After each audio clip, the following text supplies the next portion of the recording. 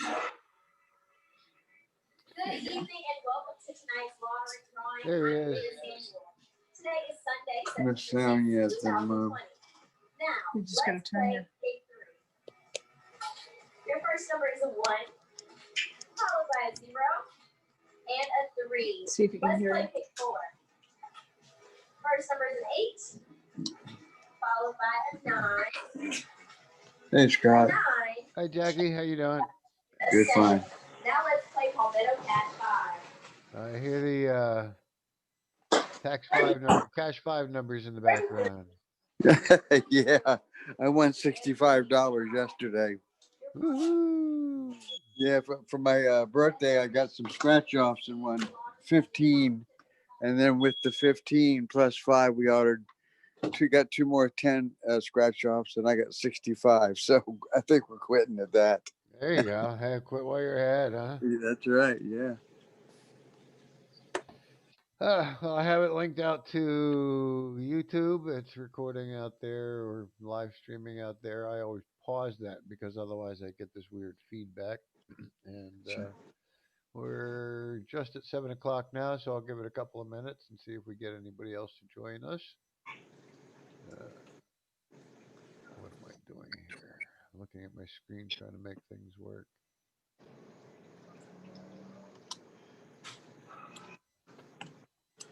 Yeah.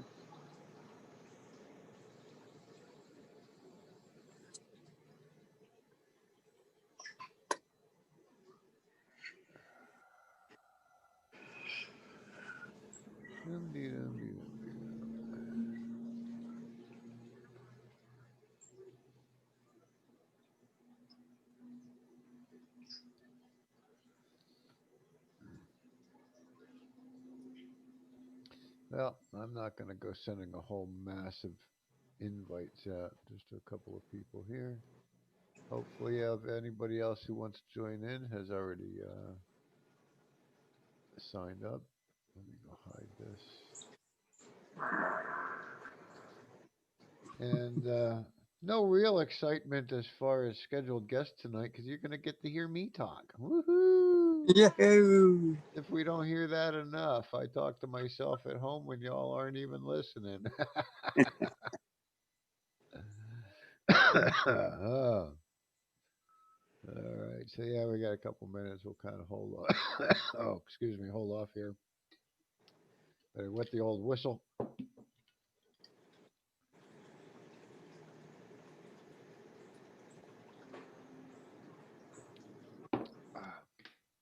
Finally, a little break in the weather today.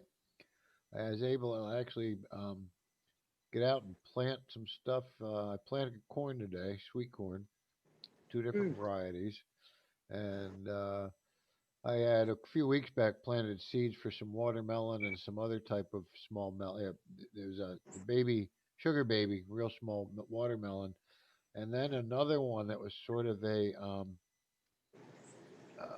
think it was like a yellow fleshed melon or something like that. So a little bit different type of watermelon.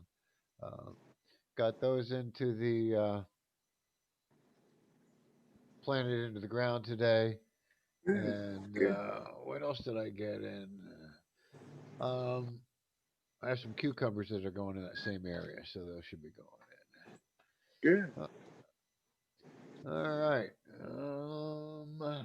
There's somebody else coming in. Give me a second here.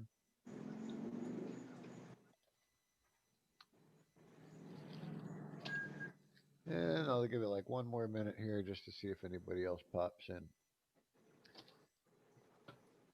I was a little bit sidetracked this week and actually didn't even create the Facebook event until I think it was yesterday morning sometime. Updated, although I had updated it in our Action Network last week, and I sort of misused that system a little bit because you're supposed to create one event and you can't create like multiples of a single event. And I just create the one event, and then each week after Sunday night on Monday morning, I go back in and I change the date on that one event, and uh, yeah, it sort of tells everybody, hey, this event's been updated. So if you sign up once on our Action Network, where you go to RSVP to these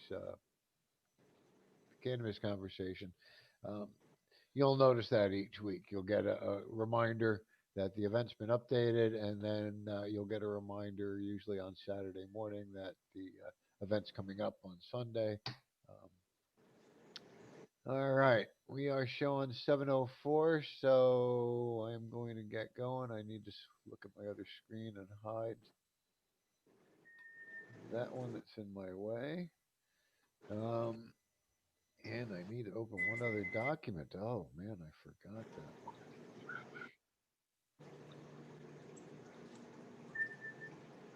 File open recent. There it is. All right. As always, let me start our meeting with our disclaimer and our welcome to anybody that's here visiting with us tonight or viewing this later on YouTube. All of our meetings are an environment of education and awareness and are not an open market for the sale, purchase, or distribution of cannabis. We do not encourage or condone illegal behavior of any kind.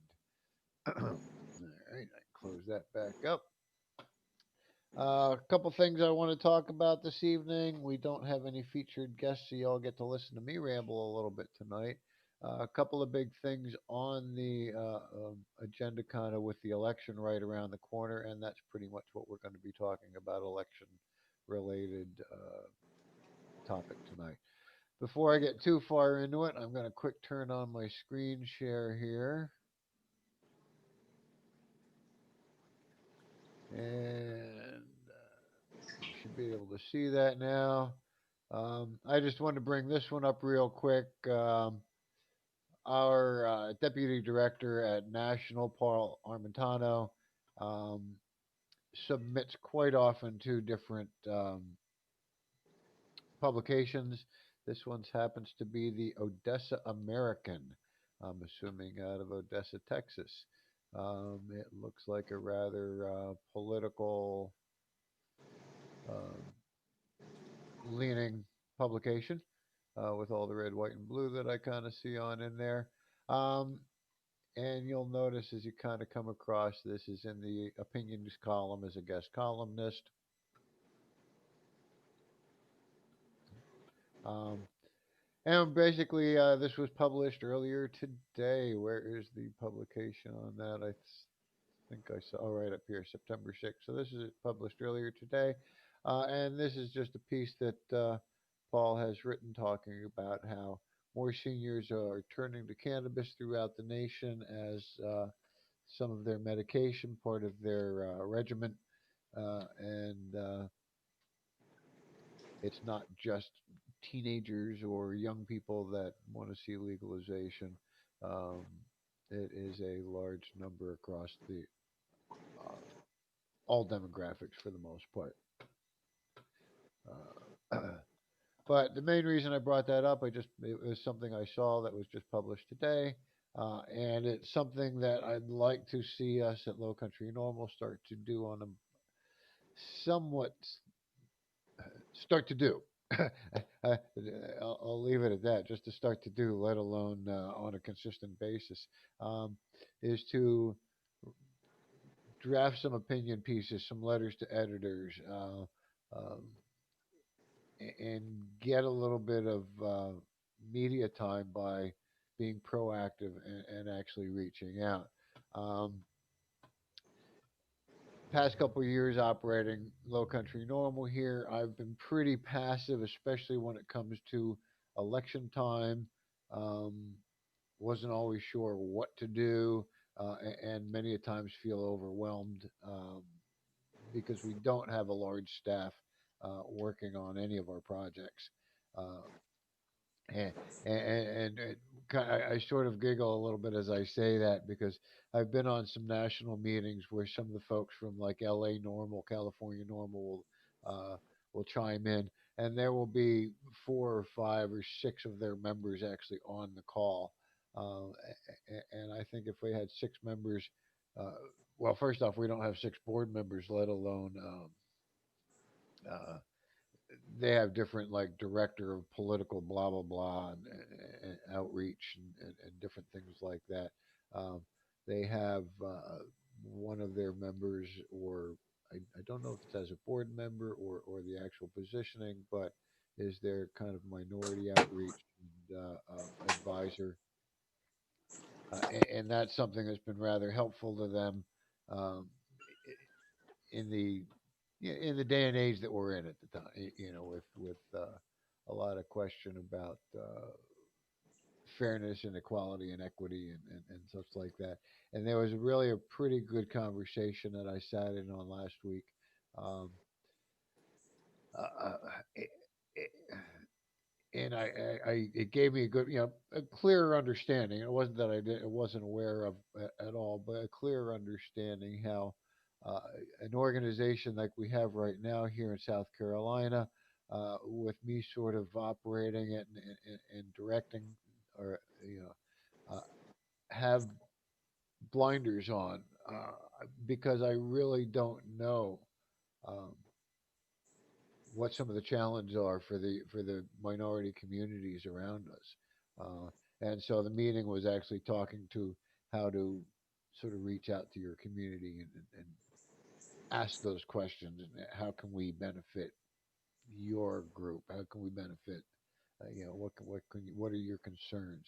Uh, Help us to understand and to be inclusive when we're talking to our legislators about legislation, or when we're lobbying to invite. Um, we talked a little bit about coalitions in the past on these calls. Um, Finding organizations that again, or I had a little list. Somebody mentioned the Urban League, the NAACP. Public defenders may be a good resource for uh, organizations that want to kind of help support. I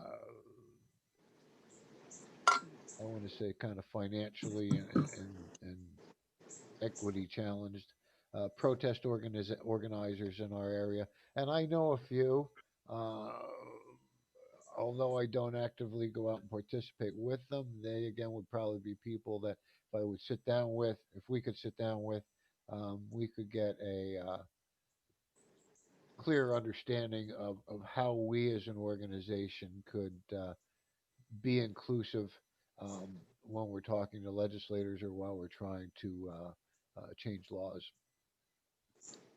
So that's kind of why I brought that up to begin with. Is that is again just kind of in the news. I'm going to close that one up. The other thing I do want to talk about real quick today, before I get into the main subject of the voters guide, is the MORE Act. If you go to the normal.org to their blog, it's actually the last story was published August 28th. But House lawmakers are preparing for a September floor vote on on this particular legislation, which is the Marijuana Opportunity Reinvestment and Expungement Act. Um, there's a link down here midway or partway down to go, and I have to turn off my share because I can't see to let somebody in. Oh, maybe if I click that, will that let me? Oh, that does it. Cool. Um, um, you'll see partway down here, and I think there's the same link down below, um, to regular legislators at the federal level, asking them to support this, of course, historic floor vote of the MORE Act. Um, as I've mentioned, I think last week when we briefly talked about this, I see it possibly passing the House. I don't see it getting a chance to get voted on in the Senate.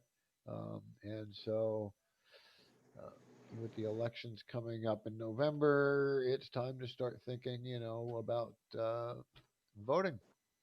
And so, again, I'm going to sort of really quick pass on the MORE Act. We've talked about that a number of times. And I'm going to talk a little bit about there you smoke the vote voters guide and the candidate questionnaire. And actually, I have to open up one other page here. See if I can find the one I'm looking for.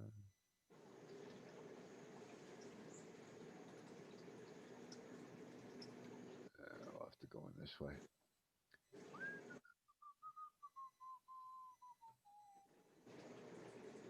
Bear with me here a moment.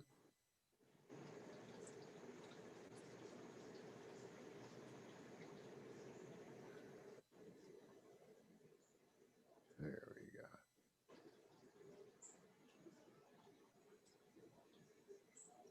We talked about this a couple of weeks ago that we were preparing a letter campaign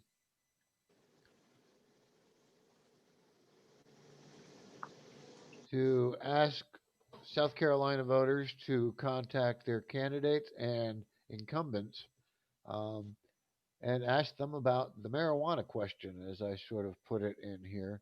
Um, and to access that, we're starting to promote it on our social media. But if somebody would go to this link here, actionnetwork.org/letters/ ask your legislators what their position is on marijuana law reform with a whole bunch of dashes in between there. Um, they can ask their legislators. So to kind of give you an example, if I came over here and clicked on the button, you're going to see it already kind of knows me. I've logged into the system before. We have a couple of suggestions while they're kind of completing the letter. And letters written so far, people have actually activated this page 6 times to send this letter out to their local candidates and legislators. Excuse me. Um, as you come on into this page down the left, right hand side of the column, you'll sort of see, "Welcome back, Scott. Are you sure are you Scott? If not, click here, sign in." But then below that, once it could, you kind of confirm that you are who supposed to be logged in. You'll see a list of different people that it's going to send a letter to. I am not sure how the system puts in some of these things about what's your prefix and what's your letter topic. But here's a good example. We have Spencer Wetmore, and Josh Stokes. Um, and actually, I'm going to go back over to this page real quick. Bear with me.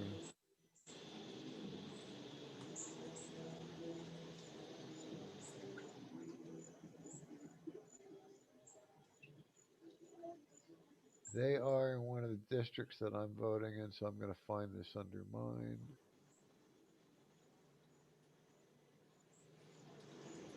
Apparently, no, they're not.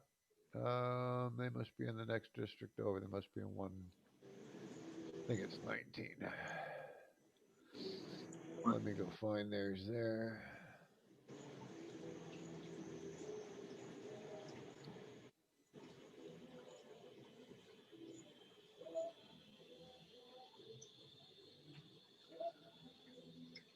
That may have been one of them where 14, 15.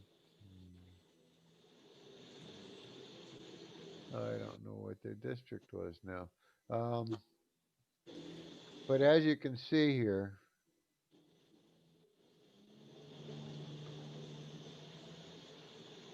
go back to this one. It will have the list of who mine are going to. I have a feeling these two are somehow not properly listed, and that's why they're over here. We had to update part of our own database for candidates.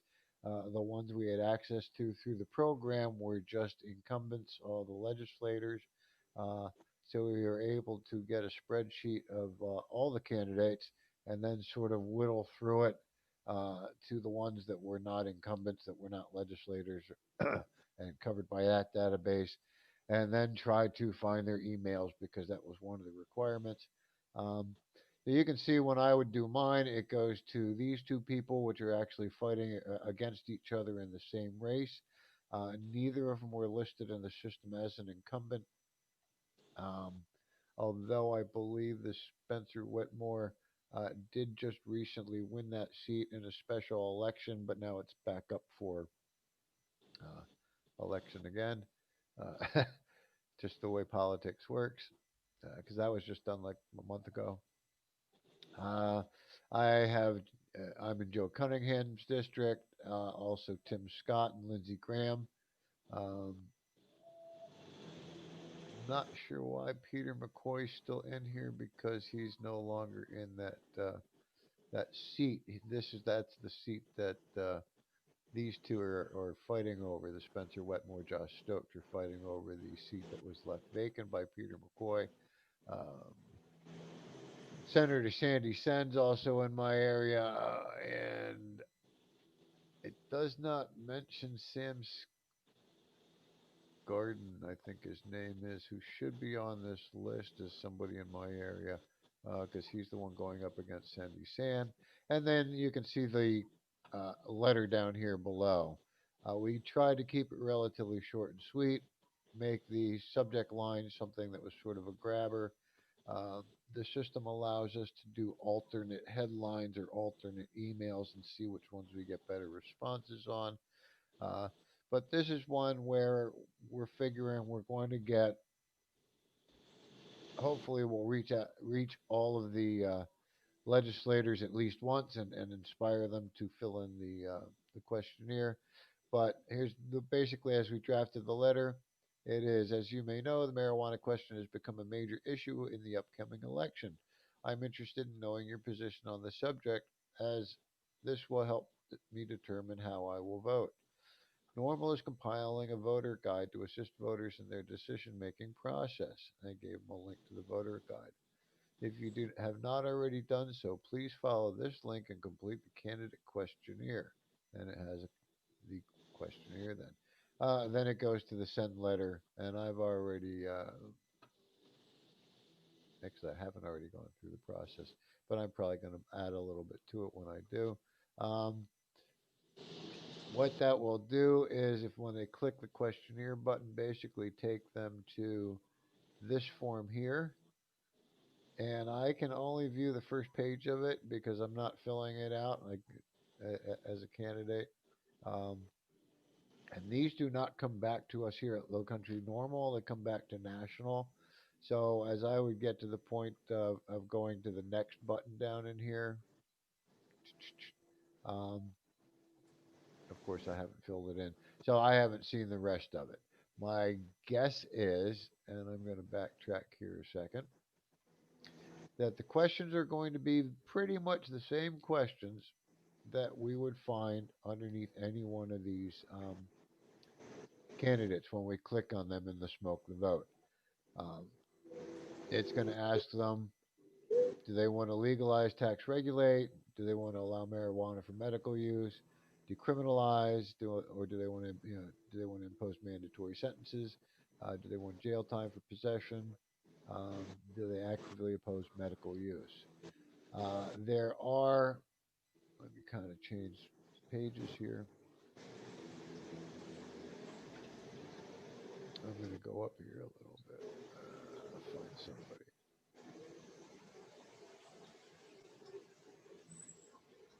Cunningham's, I mean, when you go in and they fill in their questionnaire, I'm also assuming that's going to be asking them a little bit more on have they sponsored or co sponsored any legislation?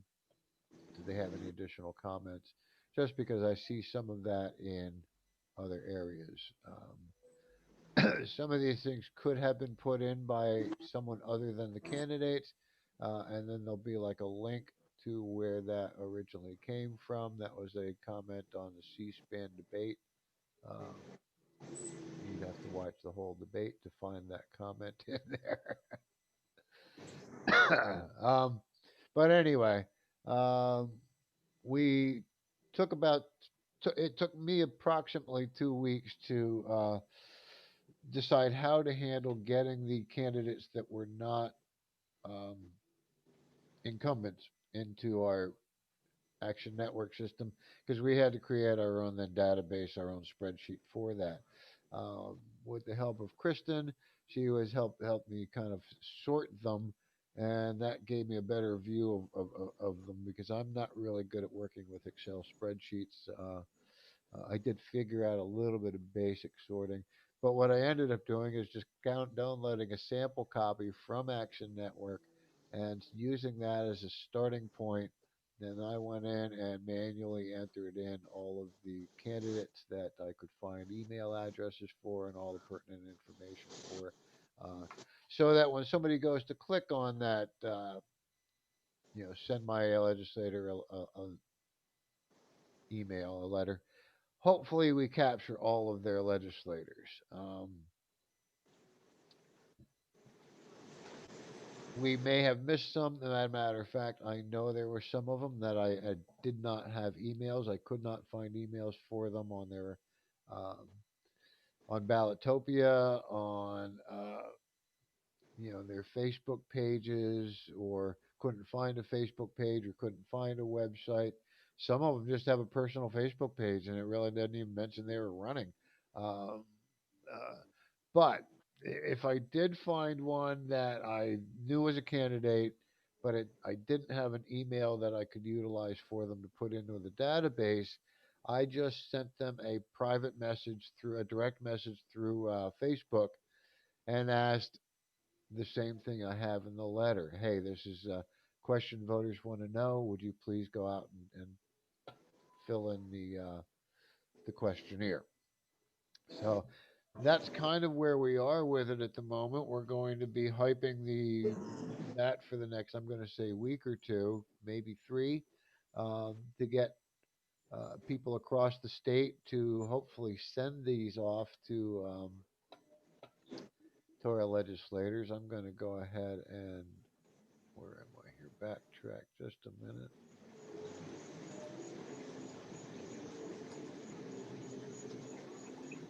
I don't know. I can't go backwards on that one.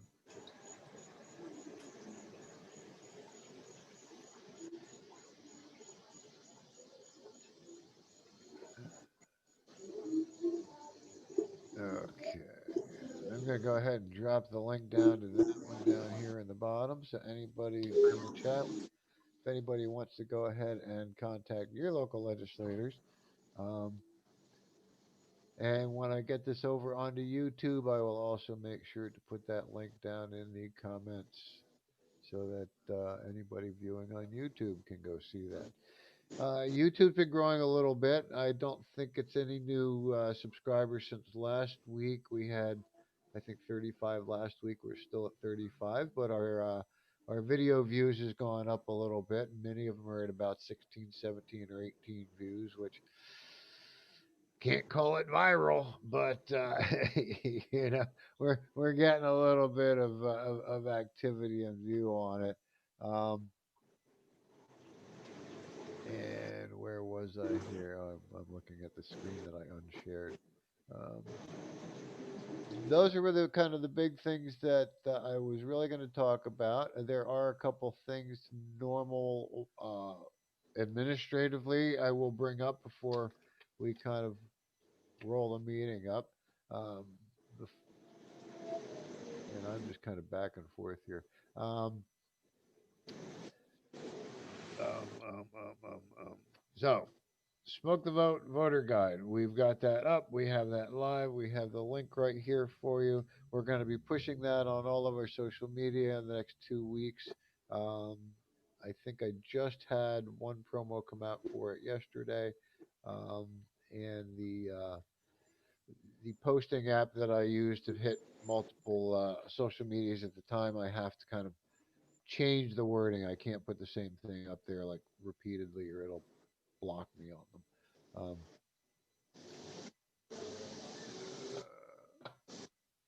Somebody's rolling in a little later here. So that's what we've got with the candidate questionnaire and the smoke the vote record. I do have to say, and I'm going to go back into the main page here a minute and reshare this. Let me go back. Just because I've seen it starting to grow in color. Um, and so that to me is kind of an important thing. Um, South Carolina, we've got at least a little bit of color here in the U.S. Senate race. Um, we all know that Lindsay's not a big supporter. Um, House district race, we actually have both candidates with some indication, and both of them are for the most part positive.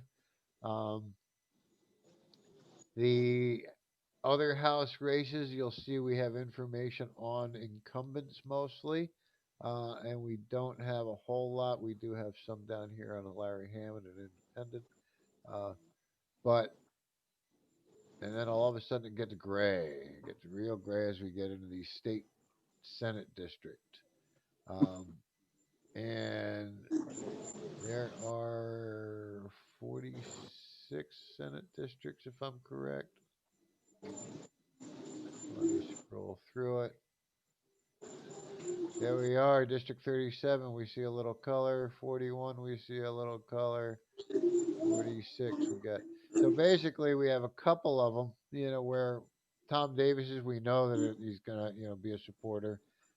His incumbent has, or his opponent has come out and also talked about, supporting decriminalization of medical use. Uh, but you'll see an awful lot of gray on a lot of these others where we don't have any indication what the incumbent's position is or on what the opposition's position is, and that's where the importance of this questionnaire comes into play. And what's really important to me, and part of it is, I could send it out to all of the candidates and all of the incumbents, but if it comes from me or from NORML, Lowcountry NORML, or even NORML National, they're not as likely to answer as if it's coming from an actual voter in their district. And so that's why we set up the Action Network letter campaign so that it's voters in their district. When you log in Action Network and put in your information, it's going to know who you're, for the most part, based on zip code and location, uh, who your candidates are, who the candidates are in your area. And so you're not going to be reaching all of them when you send out that letter. You're going to be reaching them within your area. Um, Again, Senate race 41, Senate District 41. Uh, Sandy Sen just recently switched. She was against even medical use unless the FDA approved. That was always kind of her stance. She's kind of changed that recently, and I don't see the quotes followed through yet. That might still be in processing. Um, Her opponent, Sam Scardon, he has come out as looking for full legalization, tax regulate, decriminalize medical use. And again, we kind of get into a little gray space here. District 37, you have an independent. We know what their position is. We also know that independents rarely take the seat, although some do from time to time. Uh, and here we go into black and white land, no color whatsoever throughout a good portion of this voter guide. Um, so we're counting on you to help us out with that. Share this voter guide. Click on the send a letter to your representative. House district. Got a little bit better mix in there. Let me see what that beep was.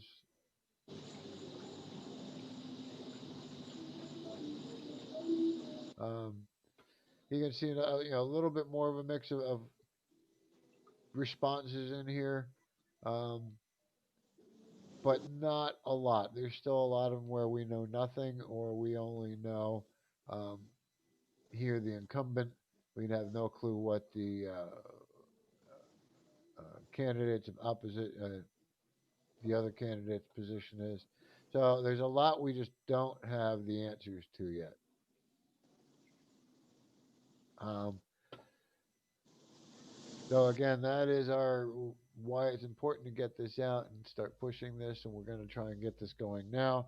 I just got it live. Where are we? Sunday. I think I actually got it live last Thursday or Friday or something like that. So a couple of people have done it already. I haven't. As I mentioned to somebody before, I haven't only because I've already hit all of my legislators repeatedly with that kind of stuff. Although I haven't hit them with asking them to do this specific questionnaire, um, and I don't want them to. Actually, I don't think they can block me because I'm a constituent, but but I don't want to irritate them too much. But I'll be sending it into to my locals anyway. We have people coming and going, and see if we can fill in the rest of this. Only because we've got an election in less than 60 days, folks. Um, and yeah, and although a lot of us are concerned about the big national race, especially the presidential race, there's a lot of other state level races that we really need to be concerned about. Uh, of course, at federal level, we definitely want to. I want to anyway vote. I'm an issue voter, so if I know that if I could vote against Mitch McConnell, I would. Except I'm not in Kentucky, so instead I'm here in South Carolina. I get to vote against Lindsey Graham, who's been one of the what they call three men of the horsemen of the apocalypse against cannabis, between Mitch McConnell and Mike Crapo and Lindsey Graham. Those are the big three that have been anti-marijuana moving marijuana legislation forward. Um, I don't know where it's going to go. I can't predict the races. All I can do is try and gather this information for the voters, and hopefully the voters are like me and they're issue voters, and they vote for pro cannabis candidates. Um, I'm not in a situation where, let's say, Tom Davis's district, where we know, a Republican is a strong supporter of medical marijuana. He's also not a strong supporter of decrim or recreational use. Matter of fact, he's been very clear on that. Um, but he's been a strong proponent of medical cannabis. Um, his opponent, I don't know a whole lot more about, except for he's come out as saying he's pro cannabis, but I don't know to what level. Um, that would be a tough vote for me because on one side you have um, a Republican senator that is pro and has been working hard at it year after year. It's not necessarily a bill that I'm in love with. There's definitely amendments that I would like to see made to the Compassionate Care Act. Uh, but he has been a staunch supporter for 4 years. It's going on 6 years for a Hmm. while. Um, so it would be tough for me to vote against him if I was in that district. Um, uh, Even if the opponent said, "Oh yeah, I'm pro as well," only because it's one thing uh, to say that they're pro and even get them to draft legislation. It's another to have them. I hate to put it this way, but oftentimes our legislature's a lot like high school. And if you've been around a while and they get to know you, now you're your buddy, they're going to support you more easily than if you're the new kid on the block.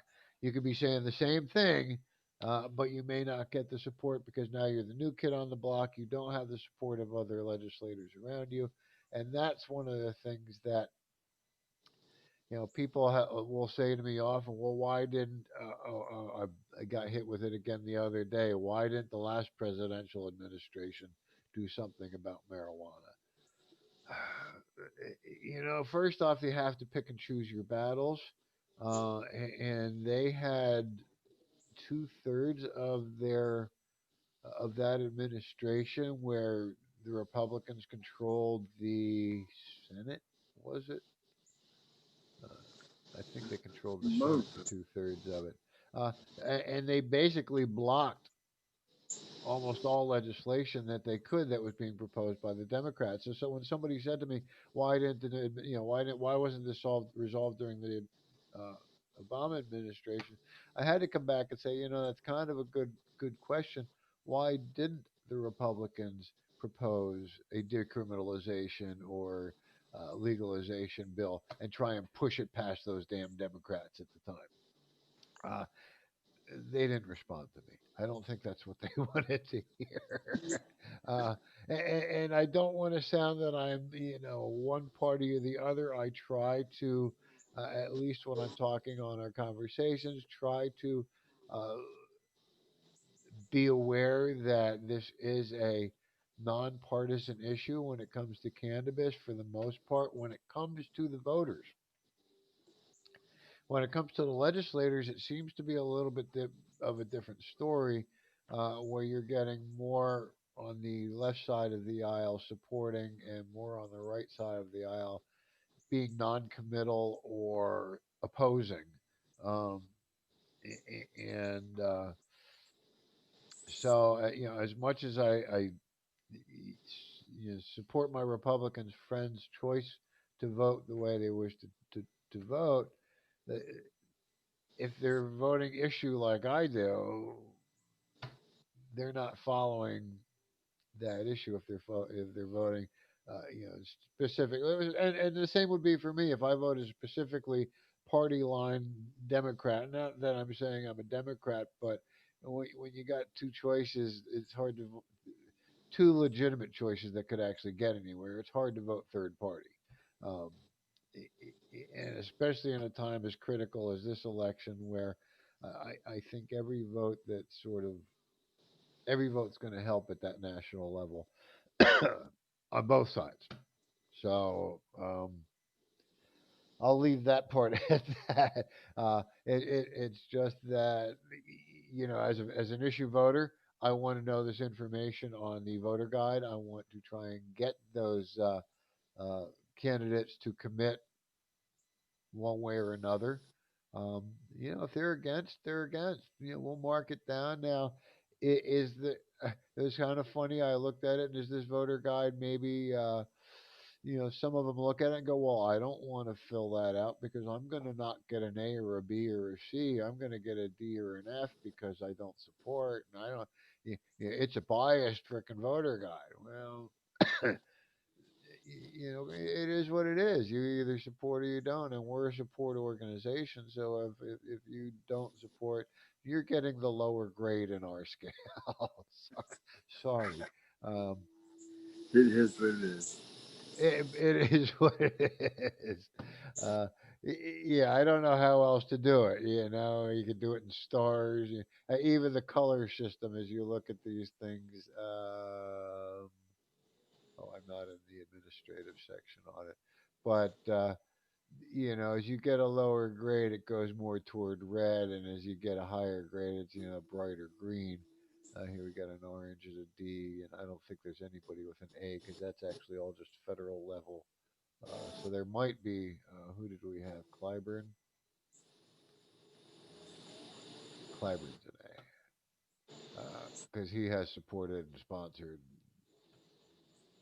voted yes, yes, yes, yes, yes. Although he had a couple of no's here.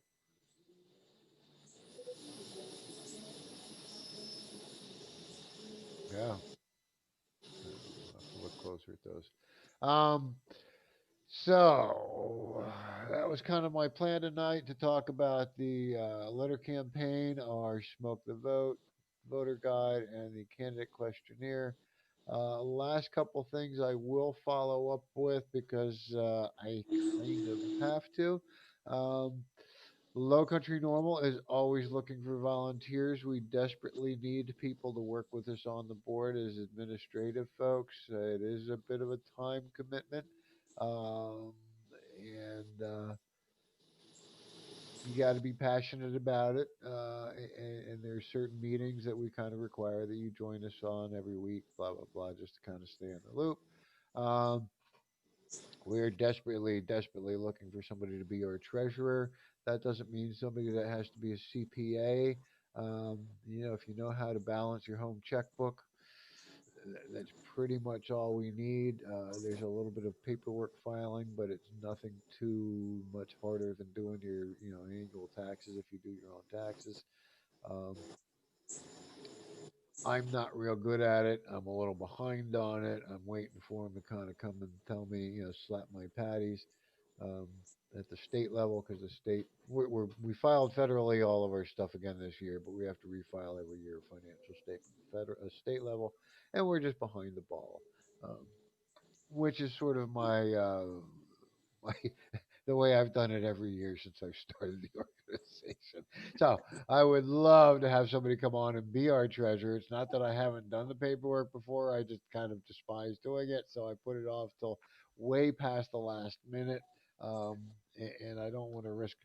Uh, they tell me they can fine me up to $2,000, which is about everything we bring in a year.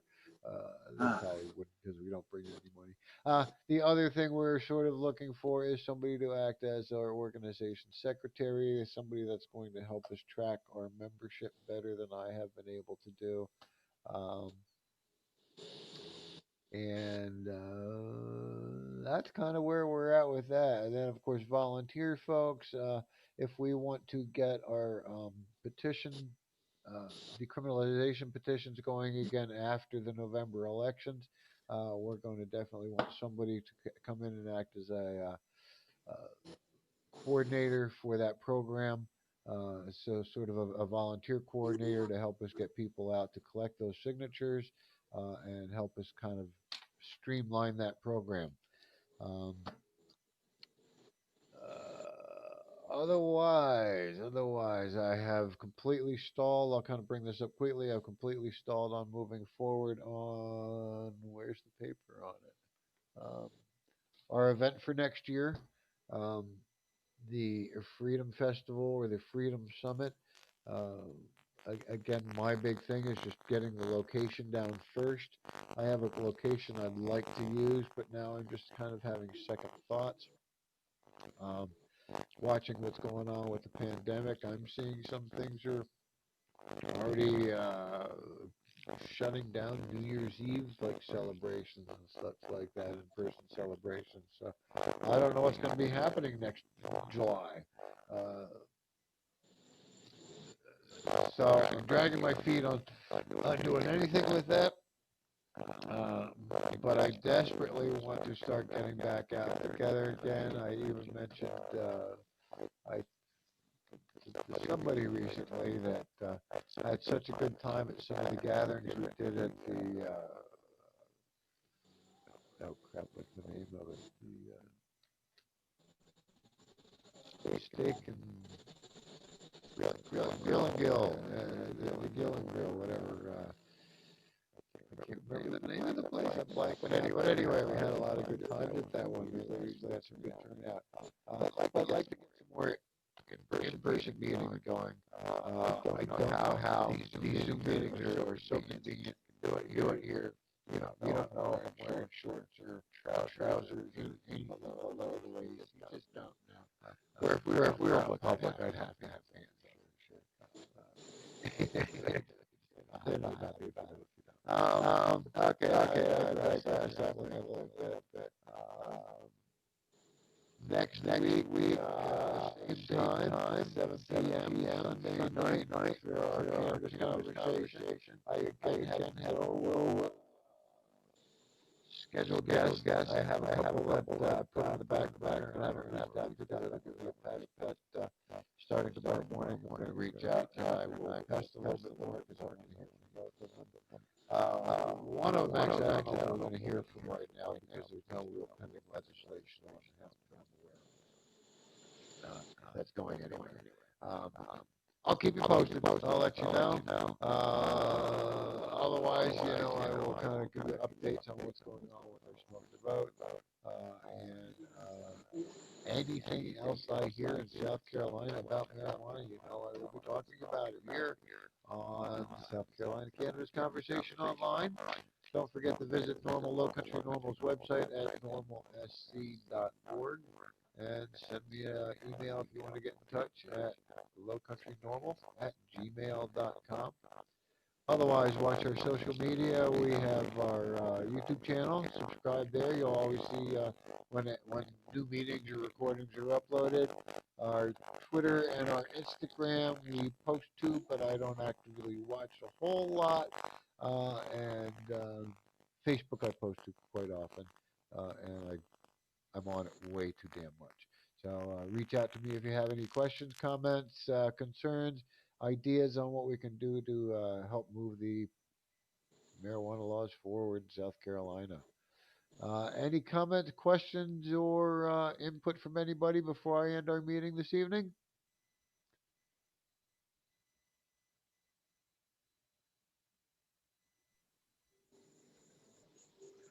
And Cunningham's ads have really been great on television. I caught a half of that. You kind of broke up on the first half. Well, Jamie and Joe's ads have been great on television, I think. Yeah, I think they've been pretty good. I mean, you can see behind me, and actually right here next to me, I have another. I've been getting all the anti Lindsey Graham and the pro Lindsey Graham. I have a couple of Harrison ads behind me. Uh, I see Lindsey trying to, say, "Oh, look at how much money Harrison's making," and I see some of the Harrison ones going, "Oh, look how much money Lindsey's spending on private jets and who knows what." you know, those aren't the issues I vote on. No, no. I vote on cannabis issues. So I don't know what other voters are going to vote on.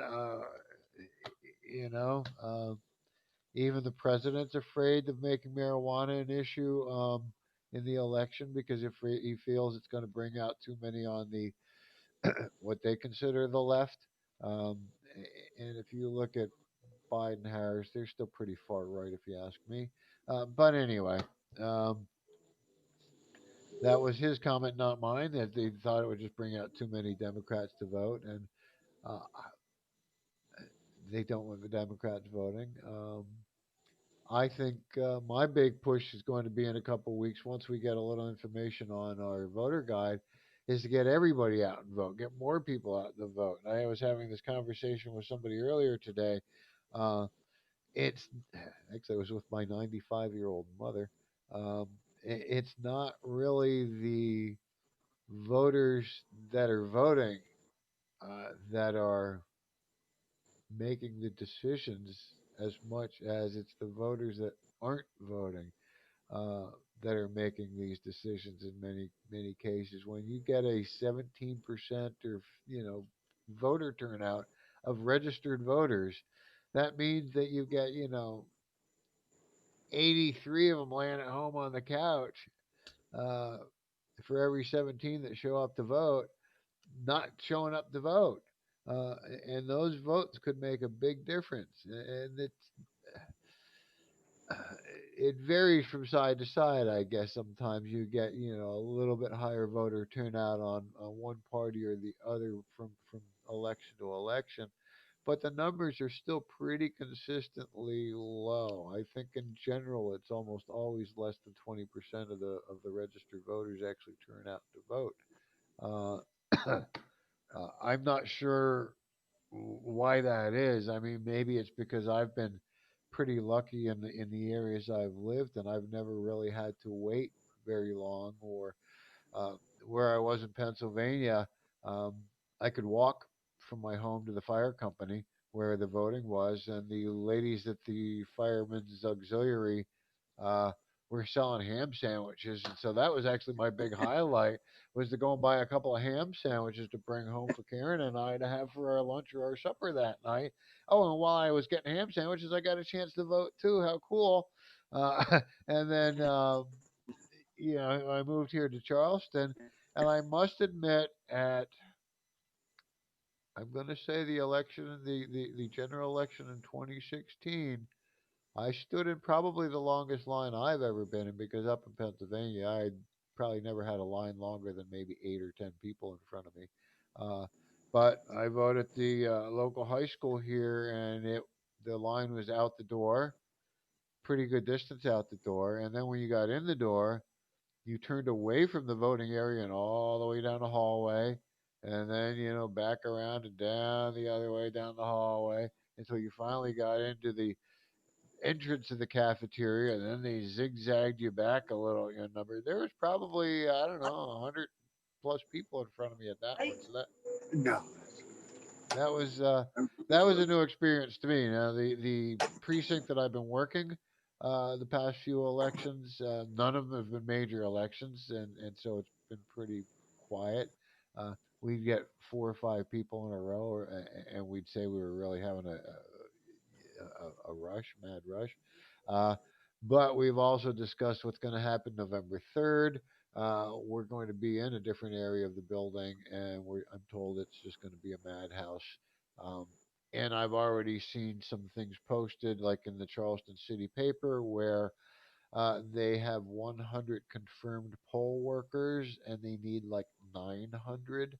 So they still need like 800 more poll workers. So you'll see me now and again posting some links to the voter registration board to vote, scvotes.org, suggesting people maybe go and register to become a poll worker. It doesn't pay a lot. They pay you for training, and then they pay you like probably less than minimum wage for a long freaking 12-hour day. Uh, but you can feel like you're helping in the process, and it's educational. Um, and I say I'm relatively new at it. Some of the folks that I'm working with at this precinct have been doing it for over 20 years. Um, my hat's off to them because it's not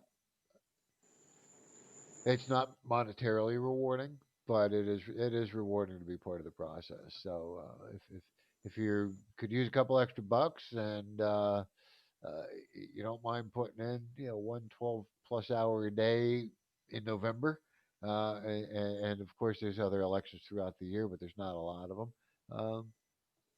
Yeah, go to scvotes.org and sign up to become a poll manager, poll worker. Um, Heck, poll clerk get paid even a couple bucks more. Uh, but with that said in mind, it's also since I started doing that, I can no longer vote in my own precinct because the precinct that I'm working in is not the one that I'm allowed to vote in. So I've had to start doing the mail-in absentee votes, um, and so that's also another pretty good option. There's tracking on it. You can actually go and back in the system and see when it arrives. Um, so it'll be interesting. I mean, I think I just heard something recently. It's been 20 years, over 20 years, that they've ever had any kind of voter anomaly, voter fraud issue in South Carolina. Um, so, uh, like I say, just working there a couple of elections, I don't see how people could easily get away with trying to vote more than once, or cheat or something. You're registered, you're in the system. And I'm usually the guy checking people in because I kind of like that job. I get to sit at a computer and just kind of click buttons, uh, and it'll tell me whether they've signed up for an absentee mail-in or not. And quite often, what we're seeing is people got their mail in, or they didn't get it in the mail. But if they got it, they didn't feel like mailing it in, or they didn't mail it in time. And so the option we're supposed to give them is to take their mail-in ballot to North Charleston to the headquarters and turn it in there, uh,